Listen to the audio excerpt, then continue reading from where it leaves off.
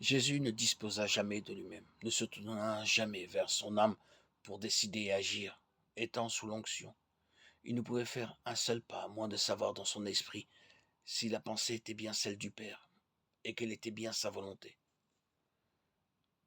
Ainsi, la faiblesse de notre Seigneur se définissait par sa soumission, son obéissance, sa dépendance absolue à la volonté du Père.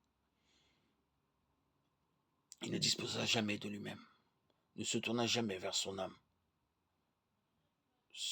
pour décider, agir.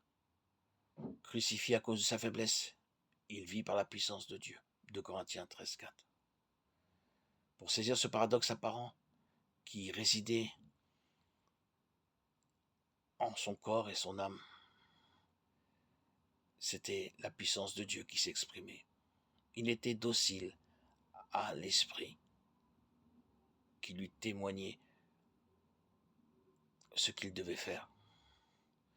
Notre Seigneur a vécu sur la base du principe de la croix, ayant accepté d'être mis entièrement de côté, afin que tout procède du Père, et ce fut par ce chemin qu'il alla à la croix pour être crucifié. Ce fut en demeurant sur la base de ce principe qu'il a vécu à partir du Jourdain. Cette faiblesse qui était dans sa soumission absolue s'exprimait dans ses déclarations.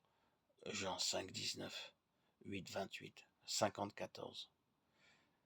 De ces déclarations desquelles ressortait la négation à toute indépendance, autonomie. C'est ainsi que la puissance de Dieu se manifestait en réponse à la parfaite soumission de son âme, et que toute gloire revenait au Père. Je ne cherche pas ma gloire. Jean 8, 50. C'est lui qui fait les œuvres. Jean 14, 10. C'est ce que doit être l'expérience de l'Église. Elle doit se mouvoir dans la dépendance et le gouvernement des cieux, sous la verticalité et l'axialité du trône. L'onction ayant le contrôle en toutes choses, et tout étant entre les mains du Saint-Esprit. Christ est l'incarnation du principe de la soumission.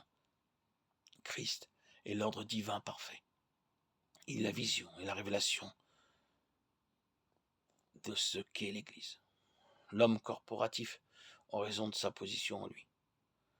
Nous sommes appelés par notre vocation à collaborer dans une dépendance croissante, étant gouvernés essentiellement par cette vision de Christ, à laquelle doit être conformée l'Église, son corps. Ainsi, l'Église doit être caractérisée par cette faiblesse, le produit de l'œuvre de la croix qui détermine la mesure de dépendance à Christ, sa tête, afin que sa puissance se manifeste à travers elle.